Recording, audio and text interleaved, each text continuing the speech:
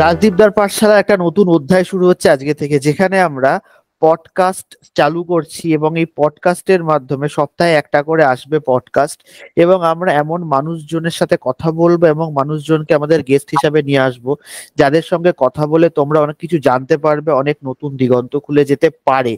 এবং পড়াশোনার পাশাপাশি পড়াশোনা যেমন চলছে, চাকরি যেমন চলছে, ট্রেনে বাসে ট্রামে যেতে যেতে যদি একটুখানি এই জিনিসগুলো শোনা যায়, যদি কোনো নতুন জ্ঞান আহরণ করা যায়, এবং অনেক সময় হতে পারে একটা শব্দ বা একটা ওয়ার্ড বা একটা সেন্টেন্স ক্লিক করে গেল, তাতে করেও কিন্তু জীবন বদলে যেতে পারে।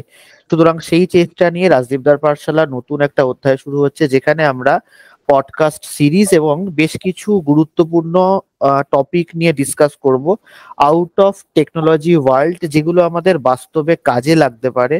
এবং সবচেয়ে বড় কথা, দেখবে মানে সেই সব বিষয়গুলো নিয়ে এখন কথা বলা হয় না, এবং অনেকেই বলে না, কারণ সেগুলোতে ইউটিউবে ভিউ আসবে না, ফেসবুকে ভিউ আসবে না। তো সেই সমস্ত কথা বলতে চায় না কেউ, বলা হয়ে ওঠে না। তাই সিদ্ধান্ত নিলাম, যদি আমরা সেই টপিক গুলোকে তুলে ধরতে পারি এবং সেখান থেকে ডিসকাস করতে পারি। আমাদের সাথে আজকে যিনি রয়েছেন, ডক্টর পুষ্পিতা ভট্টাচার্য, বায়োটেকনোলজিতে পিএইচডি। এবং বলতে গেলে আমাদের আলাপ হয় মার্চ ব্যাচে পুষ্পিতা আমার কাছেই ভর্তি হয় পাইথনে। কিন্তু পাইথন শুধু শেখানোটা ওইটুকু অবধি, মানে আমার সামর্থ্য হয়েছে রাজদীপদার পাঠশালার সঙ্গে যুক্ত করতে যে পেরেছি পুষ্পিতাকে, এটা আমাদের জন্য একটা খুব গর্বের বিষয়। এবং আজকে আমরা কথা বলবো পুষ্পিতার সাথে আইআইটি খড়গপুরের জার্নি থেকে শুরু হবে, এবং কিভাবে সেই জার্নিটাকে, মানে জার্নিটার মাধ্যম দিয়ে যে এক্সপিরিয়েন্স গুলো পুষ্পিতার হয়েছে, সেগুলো আমরা জানার চেষ্টা করব, এবং সেটা জেনে যদি কোনো রকম কোনো কাজে লাগে আমাদের জীবনে, সেটা অবশ্যই লাগাতে পারবো। পুষ্পিতা, অনেক অনেক স্বাগত রাজদীপদার পাঠশালায় তোমাকে। আমি সবার প্রথম রাজদীপদাকে আগে ধন্যবাদ জানাতে চাই, কারণ আমি পাইথন শেখা মানে আমি ফার্স্ট অফ অল আমি বিটেক করেছি বায়োটেকনোলজিতে। তো তখন ডাব্লিউবিউটির সিলেবাস তুমি জানোই যে সি প্রোগ্রামিং ছিল কম্পালসারি। হ্যাঁ, তো আমি বায়োটেকের স্টুডেন্ট হয়েও বিটেকে সেকেন্ড ইয়ারে সি প্রোগ্রামিং শিখতে গিয়েছি, এবং তখনও আমি টিচারের কাছে ভর্তি হয়েছি। এবং আমি দেখেছি যে এটা আমার বাস কি বাত নেই, মানে আমি এটা এটা আমার দ্বারা হবে না, ঠিক আছে। এবং হ্যাঁ, একটা স্বপ্ন ছিল যে আমি ডক্টর, নামের আগে একটা ডক্টর হবে, এবং সেটা শুধুমাত্র মানে I wanted to achieve the largest, মানে এডুকেশন সিস্টেমের লাস্টে কি থাকে, একদম লাস্টে এমন কিছু জিনিস থাকে যেটা আমি শিখতে চাই। হ্যাঁ, তো সেই জন্য আমার পিএইচডি, মানে আমার স্বপ্ন ছিল যে নামের আগে একটা ডক্টর বসবে, not an MBBS but a PhD. হ্যাঁ, হ্যাঁ, তো আমি সবার প্রথম শুরু করার আগে আমি মানে এই যে যেহেতু study and focus was the main topic today, আমি আজকে একটা প্রথম মানে আমার জীবনের একটা ভীষণ ইম্পর্টেন্ট গুরুত্বপূর্ণ ফোকাস কিভাবে হয় বা স্টাডি বা কি জিনিস, সেটার একটা ঘটনা তোমার কাছে শেয়ার করি, এটা না বললেই নয়। আমি যখন 2009-এ বিটেক পাশ করি, আমার তো নামের আগে ডক্টর বসানোর সাধ্য ছিলই। আমার ব্যাচের 30 জন স্টুডেন্টের মধ্যে 28 জন চলে গেছিল আইটিতে, বায়োটেকে পড়ে আইটিতে জব করতে চলে গেছে। ওদের দরকার ছিল যে জাস্ট ওই বিটেক ডিগ্রিটা, তো ওরা সবাই জব লাগিয়ে চলে যায়। আমি যখন 2009-এ, আমার কোনো চাকরি বাকরি নেই, কারণ আমি জানি যে আমি, এবং কোর কোম্পানি ক্যাম্পাসিং আমাদের হয়নি। তো আমি আমার বাবাকে বললাম যে আমি গেট দেব। বাবা বললো, বামন হয়ে চাঁদে হাত বাড়াতে যাস না, you will never qualify GATE, এটা সম্ভবই নয় তোর পক্ষে, বামন হয়ে চাঁদে হাত বাড়ানো যাবে না। তো আমার তখন জেদ চেপে গেল যে আমি কেন পারবো না। হ্যাঁ, তো বাবাকে, এবং কলকাতায় একটি মাত্র ইনস্টিটিউশন ছিল, Shri Ramakrishna institute of engineering যাদবপুরে, সেখানেই শুধুমাত্র গেট বায়োটেকনোলজির কোচিং হতো, একটাই ইনস্টিটিউট। এবং ফরচুনেটলি আমি আনন্দবাজার সার্চ করে সেটা পেয়েছিলাম। বাবাকে বললাম, বাবা 15,000 টাকা লাগবে।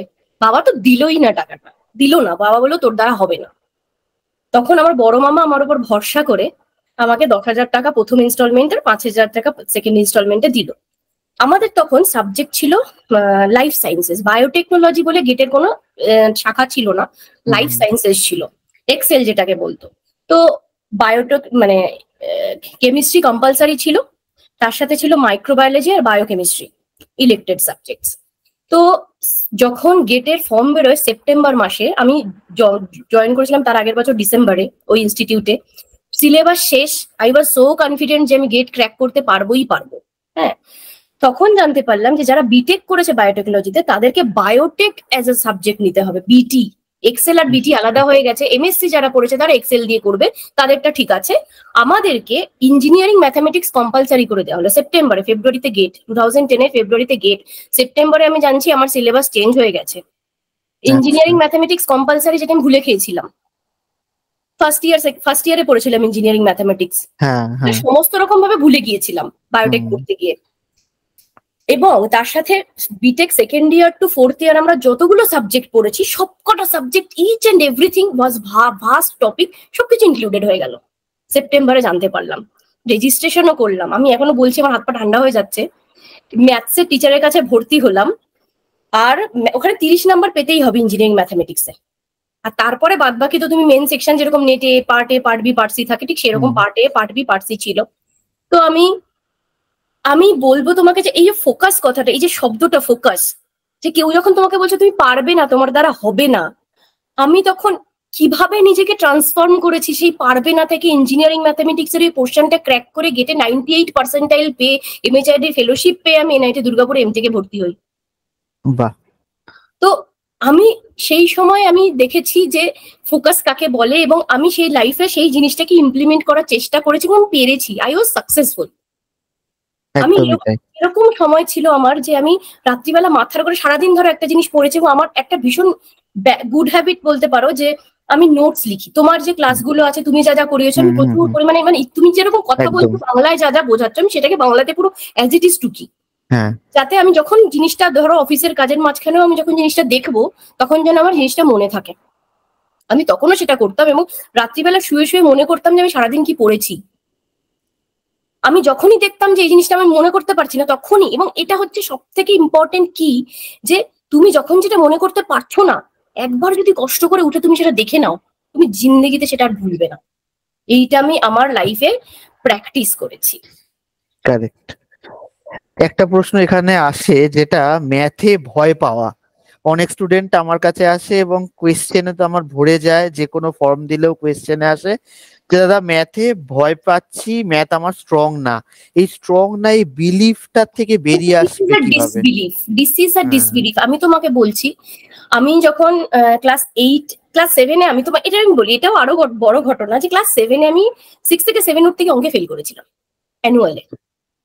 আমি অ্যানুয়ালি অঙ্কে ফেল করেছিলাম, কারণ আমাকে ছোটবেলায় শেখানো হয়নি যে যোগ কেন হয়, গুণ কেন হয়, বিয়োগ কেন হয়, ভাগ কেন হয়। মানে বল যোগ হবে না বিয়োগ হবে, গুণ হবে না ভাগ হবে, কিন্তু কেন হয়?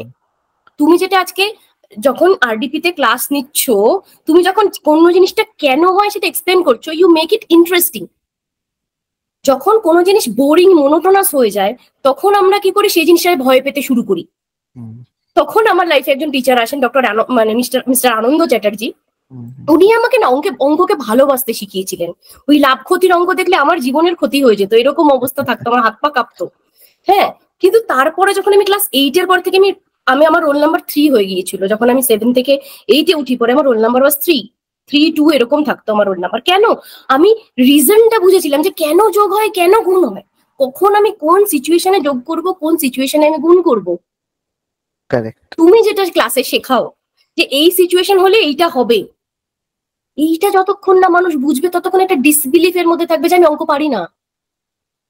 আর এই ভয়টা এখন দেখছি অনেক ছোট থেকে ঢুকে যাচ্ছে অনেকেরই, 7 ক্লাস থেকে ঢুকে যাচ্ছে। এই জিনিসটা হচ্ছে যে ওদেরকে বলছে যে তোমাদেরকে নাম্বার তুলতে হবে, নাম্বার পেতে হবে, নাম্বার তুলতে হবে। তুমি যেভাবে নাম্বার নিয়ে আসো না আসো, সে টুকে নিয়ে আসো কি মুখস্থ করে নিয়ে আসো, ডাজন্ট ম্যাটার, তোমাকে নাম্বার তুলতে হবে। কিন্তু ভালোবাসা, অঙ্ক হচ্ছে একটা ভালোবাসার বিষয়। হ্যাঁ, এটা এমন কিছু জিনিস না। আমি দেখেছি যে আরডিপি তে তুমি বুঝিয়েছো যে ফ্যাক্টোরিয়াল 0 মানে কি, তুমি বেসিক থেকে শুরু করেছো। এই বেসটা কজন পড়ায়? ম্যাথমেটিক্স এরও আমরা এরপরে সেশন আনছি। ম্যাথমেটিক্স এরা মানে বলেই যে দুর্বল, তাদের সেই অজুহাতটা আমরা এবার তাড়িয়ে দেবো। এটা অজুহাত, দুর্বলতা আরো একটা জিনিস, অজুহাত নয় দাদা। আমি বলবো যে আসলেই সেই টিচারের অভাব যে ধৈর্য ধরে শেখাবে, যে বলবে যে যোগের শর্ট ফর্ম হচ্ছে গুণ, বলবে যে বিয়োগের শর্ট ফর্ম ভাগ, বিয়োগ আর ভাগ is similar kind of thing, তুমি ভয় পেও না। এইটা সামান্য বিয়োগের ক্ষেত্রেই দেখবে বিয়োগ করতে গিয়ে মাথা খারাপ হয়ে যায় অনেকের, যদি মুখে মুখে বিয়োগ হয়। কিন্তু যদি যোগ করে আমরা বিয়োগে পৌঁছাই, আলটিমেট তো যোগ করে করে ধাপে ধাপে বিয়োগে পৌঁছাতে হবে, যেভাবে আমাদের শর্ট ট্রিক্স এর ম্যাথ গুলো হয়। এক্স্যাক্টলি তাহলে কিন্তু ভয় কেটে যাবে। ভয়, এবং তার থেকে ম্যাথটাকে এই কোডিং এর এনজয় ভয়টা করার চলে আসছে। হ্যাঁ। এবং আমি যতদূর তোমার কাছে পড়লাম, হ্যাঁ আমিও হয়তো এখন ম্যাথমেটিক্স এর বেসিক জিনিস ল্যাপ্লাস ট্রান্সফর্ম আগে খুব ইজিলি করতে পারতাম, অনেক কিছু জিনিস আমি খুব ভালো করতে পারতাম, সেগুলো হয়তো আমি এখন ভুলে গিয়েছি, আবার হয়তো ব্রাশ আপ করলে মনে পড়ে যাবে। কিন্তু কি হয় জানো তো, যখন কোনো জিনিস ভালো করে শেখা হয়, হয়তো স্মৃতির তলায় রয়েছে, যখন তুমি স্মৃতির পাতাটা উল্টে ধুলোটা ঝাড়ো, তখন দেখবে তোমার ঠিক মনে পড়ে যাবে। তো দেখলে মনে পড়বে। একদম ম্যাথস একদম। ভয় পাওয়ার কিছু নেই, আমি বিশ্বাস করি না যে ম্যাথসটাকে ভয় পাওয়া যায়, ম্যাথসটাকে ভালোবাসা যায়। ম্যাথস এমন একটা জিনিস যেটাকে ভালোবাসা যায়। যে কোনো সাবজেক্টই যদি একটু সময় দেওয়া যায় আর ভালো গাইডেন্স পাওয়া যায়, তাকে ভালোবাসতে বাধ্য। আমাদের তো গাইডটারই অভাব দাদা, আমাদের তো গাইডেরই অভাব। আমি তোমাকে এবার পিএইচডি একটা এক্সপিরিয়েন্স বলি। একটা ক্লোন করছি 4 মাস ধরে, ক্লোন হচ্ছে না, ডিএনএ আর ডিএনএ সাথে জোরে না, ক্লোনও হয় না। আমি বুঝতে পারছি না যে কোথা থেকে, মানে কোথায় ভুল। আমার গাইডের, মানে আমি আমার গাইডের কথা বলছি যে আমাকে রোজই কি একই এক্সপ্লেনেশন করতে হচ্ছে, আমার ক্লোনটা হচ্ছে না। কিন্তু কেন হচ্ছে না, কোথায় হচ্ছে না আমি জানি না। আমি রিসার্চ পেপার করছি, সবই থিওরিটিক্যাল, প্র্যাকটিক্যালের কোনো, আমি তখনও ক্লোনিং এর সবে ঢুকেছি পিএইচডি তে। তাই মুখ লটকে ঘুরে বেড়াচ্ছি, তো আমার একটা সিনিয়র বললো যে তোর দুঃখ কিসের, কি হয়েছে তোর, তো দেখছি হাসি খুশি নয়। দাদা একটা ক্লোন 4 মাস ধরে আটকে আছে, শুধু একটা কথা বলেছিল, তোর প্রোটিন কন্টামিনেশন আছে, শুধু একটা কথা। বিশ্বাস করো আজ পর্যন্ত আর আমার কোনোদিন কোনো ক্লোন ফেল করেনি। আমি বুঝেছিলাম যে কোথায় ভুল থাকলে ক্লোনটা হবে না, ডিএনএ ডিএনএ সাথে জুড়বে না। কনসেপ্টের উপরে জোর দেওয়া, যে আমাকে কোথায় ভুল করছি, কারণ আমরা কি করি জানো তো, ভুলটাকে শুধরাবার চেষ্টা না করে, মানে ভুলটা কোথায় আছে খুঁজে না বার করে, আমরা একই প্রসেস রিপিট করতে থাকি। বারবার ওই রিপিটেশনে কিন্তু কোনো ফল হয় না। ফল হয় যখন তুমি নিজের ভুলটা শুধরে নিয়ে নতুন করে রিপিট করবে, কিন্তু নতুন সূর্য পরের দিন উঠবেই। আর একটা পয়েন্ট খুব ইন্টারেস্টিং, আমি এখানে নোট করা রয়েছে সবই, সেটা হলো core sector versus IT sector. Core job কমে যাচ্ছে কেন দিনকে দিন, কি মনে হয়? বেসিক্যালি সত্যি কথা বলতে কি, কোর যারা পড়ছে তাদের না টেকনোলজিটাকেও অ্যাডাপ্ট করতে হবে। এখন আমরা ভাবছি যে আমি তো কোর, আমি তো ধরো মনে করো ফর এক্সাম্পল যারা ফিজিক্স টিজিক্স পড়ে তাদের কথা আমি বলছি না, কারণ ফিজিক্সে এখন বেশি, মানে যারা ফিজিক্স টিজিক্স পড়ে তাদের ক্ষেত্রে জেনারেলি এই জিনিসগুলো, মেশিন লার্নিং, এআইএমএল, রোবোটিক্স এসে গেছে তাদের, শিখতে হবেই। কিন্তু যাদের জুওলজি ফিজিওলজি ব্যাকগ্রাউন্ড বা বায়োটেকনোলজি ব্যাকগ্রাউন্ড, বা ধরো এমএসসি করেছে কেমিস্ট্রিতে, ঠিক আছে, তারা না reluctant to learn new things. আমরা তো এটা করেছি, আমরা কেন ওটা করব? কারণ ছোটবেলা থেকে তাদের যে কোর্স কারিকুলাম ডিজাইন করা হয়েছে, সেই কারিকুলামের মধ্যে ওই জিনিসটা কোথাও ছিল না। যেটা এখন হয়েছে এনইপি থ্রু দিয়ে, এখন যেটা হয়েছে যে এখন ক্লাস 7-8 এর বাচ্চাও কোডিং শিখছে। একদম এইটা ভীষণ ইম্পর্টেন্ট। কোডিং এর যে বেসিক, পাইথনের বেসিকটা আমি আজকে তোমার কাছ থেকে শিখেছি না, তার আগে অবশ্য বলবো না, আমি ইউডেমি থেকে করার চেষ্টা করেছি, ফেল করেছি, মানে আমি বুঝতে পারিনি, মানে আমার দ্বারা হয়নি। আমি ভেবেছিলাম যে পাইথনটাও বোধহয় সি এর মতোই হবে কিছু একটা, এবং আমি কোনোদিনই হয়তো সেটা করতে পারবো না। এবং তারপরে বলছি তো সেটাই, যে এখন যে এডুকেশন সিস্টেমটা চেঞ্জ হয়েছে, সেটা আমি বলবো যে খুব ভালো হয়েছে। কারণ এখন থেকে ছোটবেলা থেকেই সবাইকে বোঝানোর চেষ্টা করা হচ্ছে যে technology is as important as core. Correct. কারণ কোরের, ফর এক্সাম্পল আমি বলছি, আমরা যে ডিএনএ আরএনএ নিয়ে কাজ করি, এই যে নেক্সট জেনারেশন সিকোয়েন্সিং, লাখো লাখো ডিএনএ ডেটা তৈরি হচ্ছে, সেই ডেটাটা অ্যানালিসিস করবে কিভাবে যদি কেউ ডেটা অ্যানালিসিস না শিখে? যে পাইথন না শিখে, ধরো একটা ডিএনএ আছে, ডিএনএ এর মধ্যে একটা পার্টিকুলার মোটিভ চাই, একটা মোটিভ আছে কিনা খুঁজতে হবে, লাখো স্যাম্পল জেনারেট হয়েছে, লাখো সিকোয়েন্সিং রেজাল্ট জেনারেট হয়েছে, আমাকে একটা পাইথন শর্ট কোড বলে দেবে যে কতগুলো ডিএনএ এর মধ্যে সেই মোটিভটা আছে। কারেক্ট। তো এখন এই জন্য এই জিনিসটা, এই চেঞ্জটা ওয়াজ ভেরি মাচ নেসেসারি।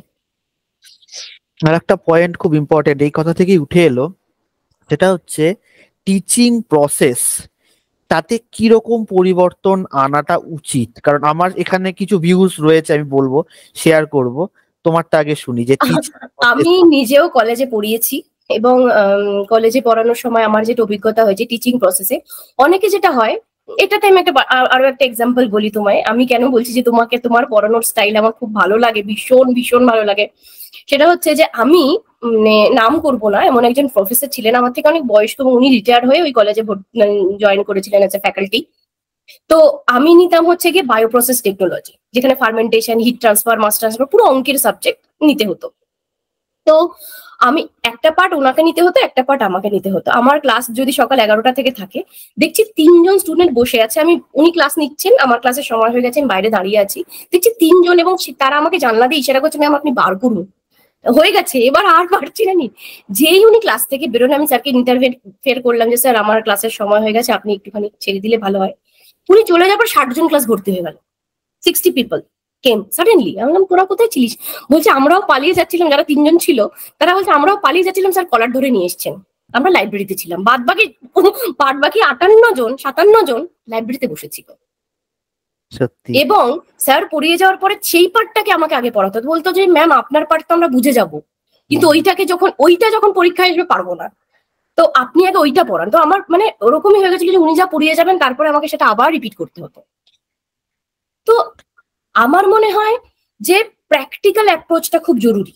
তুমি যেরকম এই যে স্টিমার ঘাটে যাচ্ছে, ইফেলস লুপ, এখান থেকে 50 জনকে নিয়ে ওখানে যাচ্ছে, ওখান থেকে 50 জন, এই যে উদাহরণটা, রিয়েল লাইফের সাথে কানেকশনটা খুব জরুরি। না হলে তো লোকে মনোটোনাস ভাববে, মুখস্থ করে ফেলবে। কোনো জিনিস মুখস্থ করলে কোনোদিনই ব্রেনের মধ্যে সেটা তুমি লার্ন বাই হার্ট করতে পারবে না। যখন সেটা প্র্যাকটিক্যাল এক্সাম্পল দিয়ে তুমি যখন কোনো জিনিস বোঝাবে, তখন সেটা much more easier to understand and remember also. আর এটা একদম গ্রাসরুট লেভেল থেকে শুরু করে দেওয়া উচিত। একদম এই একদম প্র্যাকটিক্যাল যদি আমি একটা প্রফেশনাল কোর্সে যদি আমি প্র্যাকটিক্যাল রিলেট করতে পারি, তাহলে নিশ্চয়ই 1-2 এর বাচ্চাদের যা পড়ানো হয় তোমাকে দাদা বলছি, আমার বাস্তবে রয়েছে। 7 ক্লাসে অঙ্কে ফেল করার কারণ ছিল যে যোগ কেন হয়, বিয়োগ কেন হয়, গুণ কেন হয়, ভাগ কেন হয়, আমি সেটা জানতাম না। আমাকে there was no one to teach me. কারণ আমি তো এত স্কুল পেয়েছি, এত স্টুডেন্ট এত টিচার পেয়েছি, কিন্তু কেউ সেই বেসিকটা বোঝায়নি। সবাই জানতো যে এটা এক্সপেক্টেড, স্টুডেন্টের কাছে এক্সপেক্টেড। এবং আমরা কি করি, কোনো স্টুডেন্ট যদি কোনো কিছু না পারে, সেটাকে আমরা হাস্যকর হিসেবে ধরি যে এতে বেসিক জিনিসটা পারছে না, কিন্তু নাও পারতে পারে, সেটা আমাকে অ্যাকসেপ্ট করে তাকে তার লেভেলে গিয়ে বোঝাতে হবে। যখন আমরা স্টুডেন্টকে তার, ধরো একজন স্টুডেন্ট, ধরো হাতের 5টা আঙুল তো আর সমান নয়, যখন হাতের ছোট আঙুলটাও যখন মানে চেষ্টা করছে, তখন তার লেভেলে গিয়ে আমাকে পড়াতে হবে। তার মধ্যে একটা মিডিয়ামেরও সমস্যা রয়েছে। ইংলিশ মিডিয়ামে এখন অনেকেই ভর্তি করে দিচ্ছে বাচ্চাদের। ফাইন, যদি আমাদের ফ্যামিলি ব্যাকগ্রাউন্ড সাপোর্ট করে, ফাইনান্সিয়াল ইকোনমিক্যাল ব্যাকগ্রাউন্ড সাপোর্ট করে, ফাইন, দ্যাট ইজ ফাইন। কিন্তু অনেকের ক্ষেত্রে সেটা সাপোর্ট করছে না, কিন্তু তাও ভর্তি করতে হবে ইংলিশ মিডিয়ামে, কারণ একটা স্ট্যাটাসও রয়েছে। আর বাংলা মিডিয়ামের অবস্থা কিন্তু খুব একটা সেই অর্থে মানে প্রমিসিং লাগছে না, মানে at this point of time তাদের কাছে। ফলে কি হচ্ছে, বাড়িতে বাংলা কথা, স্কুলে গিয়ে টোটালটা ইংলিশে, ইংলিশের ভাষাটা আগে বুঝবে না, সাবজেক্টটা বুঝবে। একটা ধরো 1-2 এর মেয়ে বা ছেলে 3-4 এর, সে ইংলিশটা আগে বুঝবে না কনসেপ্টটা বুঝবে। হ্যাঁ, সেই জন্য আমি যে বাংলায় পড়াই, অনেকেই প্রথমে অবাক হয়ে যেত যে বাংলায় কিভাবে কি, মানে এটা তো হয় না। ঠিক আছে, আমি বললাম আগে কনসেপ্টটা বুঝে নাও, ইংরাজির চচ্চড়ি আমি বলে দেবো পরে, সে নিজেরাও করতে পারবে। কনসেপ্টটা বুঝে নিলে ইংরাজি করতে পারবে। পর্যন্ত বাংলা মিডিয়ামে পড়েছি, সাডেনলি যখন আমি ইঞ্জিনিয়ারিং এ ঢুকি 2005-এ, তখন আমি দেখলাম সব ইংলিশে পড়তে হবে, কিন্তু বিশ্বাস করো আমার কোথাও বুঝতে অসুবিধা হয়। হ্যাঁ হ্যাঁ হ্যাঁ, যেহেতু স্ট্রং ছিল বেসটা। হ্যাঁ, আমার কোথাও কোনো বুঝতে অসুবিধা নেই। আজ পর্যন্ত ওই সময় কিন্তু ইংলিশ সত্যিকারের বেস স্ট্রংই ছিল। এখন আমি ফিল করি কোথাও যেন, মানে গ্রামারলি এসে যাওয়াতে বলো, চ্যাট জিপিতে বলো, যাই বলো না কেন, ইংলিশের বেস কিন্তু আস্তে আস্তে আরো কমে যাচ্ছে। সব জেনারেশনই বলে আগের জেনারেশন ভালো ছিল, আমরা সেই একটা ট্রমার শিকার, সেটা আমি মানছি। তার সত্ত্বেও অনেক কিছু রয়েছে যেখানে আগে আমরা যতটা গভীরে গিয়ে পড়ার চেষ্টা করতাম, ইংলিশ সাহিত্য বলো, যে কোনো কিছু, যে কোনো টপিক, এখন কিন্তু আস্তে আস্তে সুপারফিশিয়াল লেভেলে পড়াশোনাটা চলছে। হতো। তারপরে তোমার আমরা তো 200 নম্বরের ইংলিশ পরীক্ষাও 200 নম্বরেরই দিয়েছি, সব সাবজেক্টই 200 নম্বরের, মাধ্যমিক যেহেতু তোমাদের সময় তাই ছিল। হ্যাঁ, তো আমি 200 নম্বরের ইংলিশ পরীক্ষা দিয়েছি, সব পরীক্ষায় 200-তে দিয়েছি। তো আমি জানি যে কি টাফ ছিল লাইফ সেই সময়।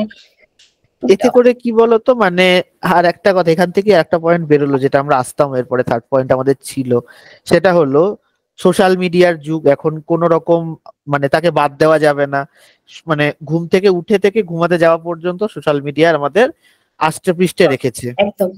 বাচ্চাদের মনে, তোমাদের সায়েন্সের দিক থেকে দেখতে গেলে, মানে বায়োলজিক্যাল টার্মসও বলতে পারো, কিরকম এফেক্ট পড়ছে ব্রেনে, কি বুঝছো? দেখো, অ্যাকচুয়ালি কি বলবো, যখন ব্রেন ডেভেলপমেন্ট হয় একটা চাইল্ডের, সেই সময় যে কি বলবো, অতিরিক্ত স্ক্রিন অ্যাটাচমেন্ট, ব্লু রেজ যেটা আসছে, তার সেটা কিন্তু ব্রেন ডেভেলপমেন্টকে হিন্ডার করে, পুরো প্রসেসকে হিন্ডার করে।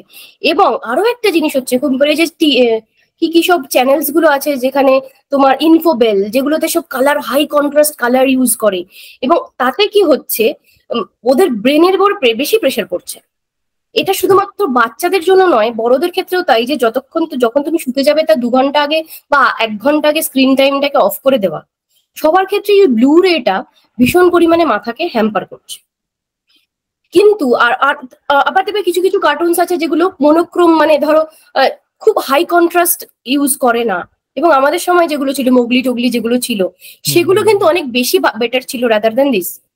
কারণ এখন একটা বাচ্চা খেতে বসেও খাচ্ছে, কি খাচ্ছে, কারণ একটা জিনিস খেলে বডিতে তখনই লাগবে, হজম তখনই হবে, ডাইজেশন তখনই হবে যখন সেটা মাইন্ডফুল ইটিং হবে। না হলে পরে দেখবে মাইন্ডফুল ইটিং যখনই না হচ্ছে, তখনই কিছু একটা বাচ্চা কি খাচ্ছে কি না, কোনো টেস্ট বা ডেভেলপমেন্ট হচ্ছে না। মানে মানুষের ডেভেলপমেন্ট কখন, ওই সময়টাতে 2 to 5 years বা ধরো 0 to 5 years যে বিশাল বড় একটা ডেভেলপমেন্ট হয়, সেই সময় ও যে কি খাচ্ছে, ফুড চয়েস, ও তো জানেই না ও কি খাচ্ছে। কারণ ও যে খাচ্ছে তো অন্যদিকে মগ্ন, ওর গলা দিয়ে জাস্ট ইসোফেগাস থেকে জিনিসটা জাস্ট নিচে নেমে যাচ্ছে, ওর কোনো ফুড চয়েস ডেভেলপ হচ্ছে না। এবং আরো একটা জিনিস হচ্ছে মুড অল্টারেশন, ভীষণ পরিমাণে খিটখিটে হয়ে যাচ্ছে বাচ্চা। হ্যাঁ, তো এই জিনিসগুলোকে রেস্ট্রিক্ট করাটার জন্য প্যারেন্টসদের খুব জরুরি যে স্ক্রিন টাইমটাকে রেস্ট্রিক্ট করা। খেতে বসে অ্যাক্টিভিটি করা যেতে পারে। কিরকম অ্যাক্টিভিটি, এখন অনেক ধরনের বুকস আছে যেগুলোতে ধরো জিপার লাগানো যায়, বটন কিভাবে আটকানো যায়, এখন অনেক রকম বাচ্চাদের খেলার ধরনের এইরকম কগনিটিভ অ্যাক্টিভিটি যাতে ইমপ্রুভ হয়, তার জন্য কিছু প্যারেন্টসদেরকে স্টেপ নিতে হবে। কারেক্ট। হ্যাঁ, এখন এবং খাওয়ানোর সময় তো মোবাইল একদমই নয়, খাওয়ানোর সময় মোবাইল একদম, মানে জাস্ট একেবারে নয়। এবং একটা বাচ্চাকে কখন থেকে, এখন ধরো ক্লাস তো সবাইকেই করতে হবে, বাচ্চাদের এখন অনলাইনে ক্লাস করতে হবে, কিন্তু ক্লাস করার পরে স্ক্রিন টাইমটাকে যেন রেস্ট্রিক্ট করা হয়। ওই কার্টুন দেখতে দেখতে আমরা কি করতাম, সন্ধ্যেবেলা হলে, বিকেলবেলা হলেই আমরা চলে যেতাম মাঠে। এখন মাঠের কালচারটাই তো নেই, ধরো মাঠ নেই, কিন্তু মাঠ না থাকলেও বাচ্চাদের অনেক রকম বাবা মাকেও একটু ইনভলভ হতে হবে। বাবা মাকেও চলো আমরা খেলি, এটা চলো আমরা এটা করি, এইটা বাবা মা কিন্তু এখন আর বলে না। না, আর ওই খেলার মাধ্যম দিয়ে কিন্তু শেখানো যায় বাচ্চাদের, যেতে গিয়ে হোর্ডিং পড়ালাম ধরো, যতটা শিখবে তার থেকে আউটওয়ার্ল্ড থেকে ততটা বেশি শিখবে। একটা বাচ্চা হাই কন্ট্রাস্ট ইমেজ থেকে যতটা না শিখবে, বাইরের ওই 564 মেগাপিক্সেল আমাদের চোখ, ওই 564 মেগাপিক্সেল দিয়ে যতটা সুন্দর দেখবে, সেটা দেখে যে শিখবে, সেই শেখার কোনো তুলনা হয় না। না, একদমই তাই। এবং ওদের যে গ্রোথ রিটার্ডেশন বলো, এইসব এর জন্য দায়ী কিন্তু, মানে ধরো এই যে খেতে বসে খাবারটা যে হজম করছে, কোনো রকমের জাস্ট খাচ্ছে, জিনিসটার মধ্যে কোনো টেস্ট, কোনো জিনিস ধরো আমরা খাচ্ছি, টেস্টটা ডেভেলপ করার জন্য তো ব্রেনের সাথে সেন্সরি কানেকশনটা জরুরি। যাই একটা ক্লিপিং মনে পড়লো, র্যাটেটলি বলে যে মুভিটা ছিল, জানি না তুমি দেখেছো কিনা, একটা ইঁদুর কি করছে, একটা চিজ আর একটা স্ট্রবেরি প্রথমে আলাদা খেলো, তারপরে কি করছে, দুটো কম্বাইন করে খাচ্ছে, এবং তখন দেখাচ্ছে যে লাড্ডু ফুটছে, মানে এরকম শুধু, মানে ওই যে এনজয়মেন্ট, ওই যে ব্রেনের সাথে কানেকশন, এই যে স্যালাইভারি গ্ল্যান্ড থেকে যে স্যালাইভা সিক্রিট হচ্ছে, সেটা যে ব্রেনের সাথে কানেকশন, এই কানেকশনটা যতক্ষণ না হবে, না টেস্ট বাড ডেভেলপ হবে, না গ্রোথ ঠিকঠাক হবে। একদমই তাই। এবং এইটা কত বছর বয়স পর্যন্ত খুব রেস্ট্রিক্টেড করাটা দরকার বলে মনে হয়? আমার তো দেখো 5 years পর্যন্ত এগুলো খুবই জরুরি। ব্রেন ডেভেলপমেন্টটা তখনই হয়ে যায়, তাই না? 2 to 5 years বেসিক্যালি বলে, 0 to 2 years এর মধ্যে বেসিক ব্রেন ডেভেলপমেন্টটা জরুরি, এবং তার জন্য খাবারের মধ্যে দরকার হচ্ছে DHA, EPA, DHA, eicosapentaenoic acid, docosahexaenoic acid, মানে কার্বন চেন 20-22 এরকম বিশাল long chain fatty acid, PUFA বলে, পলি আনস্যাচুরেটেড ফ্যাটি অ্যাসিড। এই যেমন ধরো আমন্ড থেকে পাওয়া যায়, ওয়ালনাট থেকে পাওয়া যায়, ওয়ালনাটটা দেখতেই ব্রেনের মতো, তো ব্রেন ডেভেলপমেন্টের জন্য এইগুলো খুব জরুরি, সেইগুলো ডায়েটে ইনক্লুড করতে হবে, ফাইবারস ইনক্লুড করতে হবে। ফুড যাতে খেতে শেখে, জাস্ট ওই পেস্ট করে দিলে আমার খেয়ে নিল বাচ্চা, এটা কোনো মানে কথা না। এবং 6 মাস পর থেকে যখন একটু মাড়িটা শক্ত হয়, তখন থেকে সলিড খাবার এবং উইদাউট ফোন সেটাকে ইমপ্লিমেন্ট করতে হবে। ফোন যাতে নাই। এবং বাচ্চার মা যদি বলে চলো আমরা এটা খেলি, চলো আমরা এই অ্যাক্টিভিটি করি, দেখবে কোনো বাচ্চাই বলবে না আমি ফোন দেখবো। কেউ ফোন দেখে বসে থাকতে চায় না, সবাই চায় বাচ্চারা হাইপার অ্যাক্টিভ হয়। এবং সেই সময় যদি প্যারেন্টস, ধরো বাবাকে আমি এক্সপেক্ট করলাম না বা মাকেও আমি এক্সপেক্ট করলাম না, এখন সবাই কাজের, তো বলবে যে আমি বিকেলবেলা বাচ্চার সাথে কিভাবে খেলবো। কিন্তু তুমি ফিরে আসার পরেও তাকে তুমি সারাদিন কিভাবে কাটালে, গল্প ছলে তুমি তার সারাদিন তো জানো, তুমি তার সাথে কমিউনিকেট করো। বাচ্চা কথা বলতে কখন শেখে? তুমি যখন তার সাথে কমিউনিকেট করবে, কথা বলবে, তখন তো বাচ্চা কথা বলতে শিখবে। আর এখন তো বাচ্চারা ধরো বই পড়া মানে প্রায় উঠিয়ে দিয়েছে, ভুলে গেছে একদম। এবং সেই জন্য বইটা খুব জরুরি দাদা, বইটা খুব জরুরি, খুব জরুরি। শব্দগুলো বাচ্চাদের মনে না একটা খেলা করে, তারা বিভিন্ন রকম আকৃতি গুলোকে কল্পনা করে, ডাইরেক্ট দেখিয়ে দিলে ব্রেনের ওই পার্টটা বাদ চলে গেল, কাজেই লাগলো না। কগনিটিভ এবিলিটি ডেভেলপ করার জন্য ফার্স্ট অফ অল বাচ্চাকে, আরো একটা জিনিস হচ্ছে বাচ্চাদেরকে, মানে বাবা মা ভাবে যে এই কাজটা তো আমার বাচ্চা করতে পারবে না। ঠিক আছে, ধরো ধরো এই যে একটা বাচ্চা ধরো 5 বছর বা 3-4 বছর বয়স, আমার বাচ্চাকে একটু মটরশুঁটি ছিলতে দেওয়া যাবে না। কিন্তু একটা বাচ্চাকে যদি আমি একটা সেদ্ধ আলুর খোসা ছাড়াতে দিই বা মটরশুঁটির খোসা, সে যদি খেলা বাদ দিয়ে বা টিভি ফোন দেখা বাদ দিয়ে মটরশুঁটির খোসা ছাড়ায়, তাহলেও ওর কগনিটিভ অ্যাবিলিটি ডেভেলপ হবে। হ্যাঁ, এটা কিন্তু বিদেশে রয়েছে, বাচ্চাদের অনেক কিছু অ্যাডভান্সে ওরা পাঠায় এবং অ্যাক্টিভিটিতে ইনভলভ করে। আমার কিছু বন্ধু বান্ধব আছে যারা বিদেশে পোস্টডক করছে, তারা বলছে যে মেয়েটির বয়স হয়ে গেল এখন 7 বছর বয়স হতে চললো, এখনো স্কুলে আমরা যেভাবে আমাদের এডুকেশন সিস্টেম দেখবে ইঁদুর দৌড়ের মধ্যে নামিয়ে দেয়, ওদের কিন্তু এখনো স্কুলে গেলে খেলে ওরা। আচ্ছা, ওরা স্কুলে গেলে বলছে এখনো তো পড়াশোনা এবিসিডি শেখেনি, বলছে এবিসিডি শেখেনি। ইউএসএ তে রয়েছে বলছে এবিসিডি শেখেনি, খেলছে স্কুলে গিয়ে। 5-6 বছর বয়স হয়ে গেলে বাচ্চাকে আমরা এক্সপেক্ট করি যে ক্লাস 1-এ দিয়ে দাও, তারপরে পরীক্ষা ইউনিট টেস্ট। ওরা কিন্তু কি করে, বাচ্চাকে নিজের মতো করে গ্রো হতে দেয়, নিজের হাতে খাওয়া, নিজের জামা কাপড়, স্কুল থেকে এসে নিজের জামা কাপড় খুলে নিজের জায়গা মতো রাখা, জুতোটাকে জায়গা মতো রাখা, এইগুলোতেই বাচ্চা আগে মানসিক বিকাশ হয়। একবার বিকাশটা হয়ে গেলে তারপরে লার্নিং প্রসেসটা ইজি। প্রথমেই যদি তাকে লার্নিং প্রসেসটার মধ্যে দিয়ে নিয়ে গিয়ে ভয়ই ধরিয়ে দেওয়া গেল, যদি সে ভয় পেয়ে যায়, অ্যাকচুয়ালি এটাতে প্যারেন্টসদের দোষ, আমাদের সময়ের প্যারেন্টসদের দোষ বলবো কেন, আমরা নিজেরাও হয়তো সেই ট্রমাটাইজ চাইল্ডহুড থেকে বড় হয়েছি, আমাদেরও হয়তো আমরা সেইটা পাইনি। কিন্তু এখন নতুন নতুন রিসার্চ হচ্ছে এবং নতুন নতুন ডোমেন উন্মুক্ত হচ্ছে আমাদের চোখের সামনে, যে এখন আমরা যেটা পাইনি সেটাকে আমি তো চাইবো আমার বাচ্চাকে দিতে। কারেক্ট। এবং সেটাই হচ্ছে আমাদের এখন লক্ষ্য হওয়া উচিত, যে আমার যারা অফস্প্রিং তাদেরকে যেন ওই রকম রোবোটিক শিখুক, পাইথন শিখুক, আমি সেটা নিয়ে কোনো কথা বলছি না। আমি বলছি যে কগনিটিভ অ্যাবিলিটি, মোটর স্কিল, সেগুলো যেন ডেভেলপ, এবং রোবোটিক শিখতে হবে কিন্তু রোবোটিক ওয়েতে নয়, হিউম্যানয়েড ওয়েতে। এক্স্যাক্টলি, সেটাই আমার বলার কথা। সেটাই। আর একটা আমাদের পঞ্চম পয়েন্টে এবার আসি। তো বেশ এগোচ্ছে আলোচনা এবং অনেক কিছু জানা যায়, আমি তো অনেক কিছু শিখতে পারছি। তো একটা কথা আমি ভাবছিলাম বেশ কিছুদিন ধরে, কর্পোরেট কালচার নিয়ে তো আমরা একটু কথা বলি, মানে বাচ্চাদের থেকে আমরা একটু এবার বড়দের দিকে আসি। কর্পোরেট কালচার আইটি তে যেহেতু আমি 8 বছর হলো, আমার একটা এদিককার এক্সপিরিয়েন্সটা হলো। তোমাদের ওখানে সফটওয়্যার ডেভেলপমেন্টের বলো বা যারা কোর টেকনোলজি থেকে এসে সফটওয়্যার ডেভেলপমেন্টে এখন আসছো, তাদের ক্ষেত্রে কর্পোরেট কালচার আর ওয়ার্ক লাইফ ব্যালেন্স নিয়ে এবার একটু বাবা মারাও শুনুক। বাচ্চাদের তো কথা আমরা বললাম, বাবা মা যারা চাকরি করে তাদের জন্য কি থাকছে টিপস এবং কিভাবে ব্যাপারটা হ্যান্ডেল করা হয়, টোটালটা একটু বলো কোরের দিক থেকে দেখতে গেলে। অ্যাকচুয়ালি যখন আমি কোর থেকে এসেছি এবং এই জায়গাতে এসেছি, ফার্স্ট অফ অল হচ্ছে প্রোঅ্যাক্টিভ লার্নিংটা খুব জরুরি। আমি যদি ভাবতাম যে আমার দ্বারা পাইথন শেখা হবে না, যেরকম সি এর এক্সপিরিয়েন্স ছিল, আমার দ্বারা পাইথন শেখা হবে না, এসকিউএল শেখা হবে না, পাওয়ার বিআই তো ছেড়েই দাও, তো সেটা করলে হবে না। এবং আমাদেরকে যেটা করতে হবে, যে আমি যেহেতু কোর থেকে এসেছি, আমাকে ওপেন মাইন্ডেড হতে হবে। I want to grasp every skill. আমি কি এখন চেষ্টা করছি না বাইরে পোস্টডকের, আমি বাইরে পোস্টডকের চেষ্টাও করছি, কিন্তু তার মানে এই নয় যে আমি শুধু ঘরে বসে পোস্টডকের চেষ্টাই করে যাব এবং আমি অন্য কিছু শিখবো না। এই যে শেখাটা, পাওয়ার বিআই যে শিখলাম বা আমি যে এসকিউএলটা শিখলাম, ইন ফিউচার কিন্তু আমার পড়েও কাজে লাগবে। আমাকে খুঁজে বার করতে হবে সেই যোগসূত্রটা। আমি করে আছি মানে আমি একটা ওই মানধাতার আমলের একটা ভাবনা চিন্তা নিয়ে থাকবো যে না আমি অন্য কিছু শিখবো না, সেটা হবে না। You have to be open minded.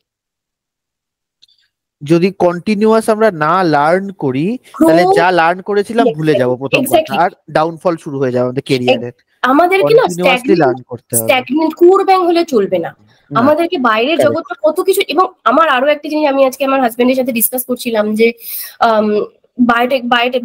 বায়োটেকের জন্য যতগুলো অ্যাপ্লিকেশন করছি সবাই বলছে কিন্তু Python necessary, Python skill is important. তো সেইটাই আমি বলছিলাম যে এইটা মানে আমার কতটা সুবিধা হয়েছে যে আমি আরডিপিটা আমি ফেসবুক স্ক্রল করতে করতে র্যান্ডম ফেসবুক স্ক্রল করতে করতে পেয়েছি। এবং তার সাথে আমি আরো ধরো আমি যে ইউআই ইউএক্স ডিজাইন, আমি যে ইউএক্স ডিজাইন করছি, ইউজার এক্সপিরিয়েন্স বিজনেস অ্যানালিস্ট, তার সাথে আমি ইউএক্স ডিজাইন করছি। আমার কিন্তু খায় না মাথায় আমাকে কোনো আইডিয়া ছিল না ইউএক্স কি হয়। আমি গুগলের সার্টিফিকেশন করেছি।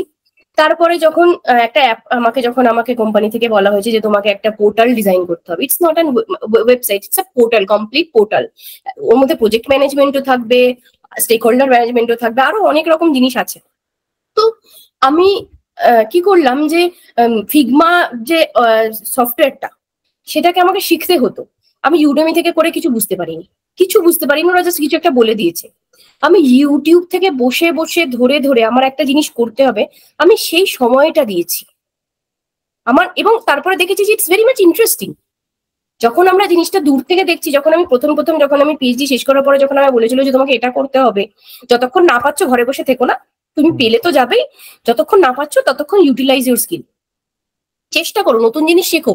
আর একটা জিনিস হচ্ছে যে নতুন জিনিস শিখলে যেটা আমাদের ব্রেন খোলে, যত বেশি আমরা প্র্যাকটিস করব, যত বেশি নতুন জিনিস জানবো, তত বেশি কি হবে, আমাদের ব্রেন খুলবে, আমরা জিনিসপত্র মেমোরাইজ করতে সুবিধা হবে, আমরা মনে রাখবো। আরো একটা জিনিস আমার খুব ভালো লাগে, আমি ইংলিশের নতুন, আমি যেহেতু বেঙ্গলি মিডিয়ামের স্টুডেন্ট, তো আমার নতুন ইংলিশ ওয়ার্ডস, এখন দেখো আমরা যেগুলো বুকিশ ইংলিশ শিখে এসেছি সেগুলোর থেকে অনেক ডিফারেন্ট এখন নতুন নতুন ওয়ার্ডস। আমি কি করি, কাজের মাঝখানেও আমার কাছে একটা ডায়েরি থাকে, সবসময় আমার টেবিলে একটা ডায়েরি থাকে, যেখানে আমি রোজ 10টা করে নতুন ইংলিশ ওয়ার্ড বা ইডিয়াম শিখি। এবং কাজের মাঝখানে ধরো ডিজাইন করছি, পোমোডোরো টেকনিক বলে একটা টেকনিক হয়, পোমোডোরো টেকনিক, যেখানে 25 মিনিট কাজ করার পরে 5 মিনিটস ব্রেক নেওয়া যায়।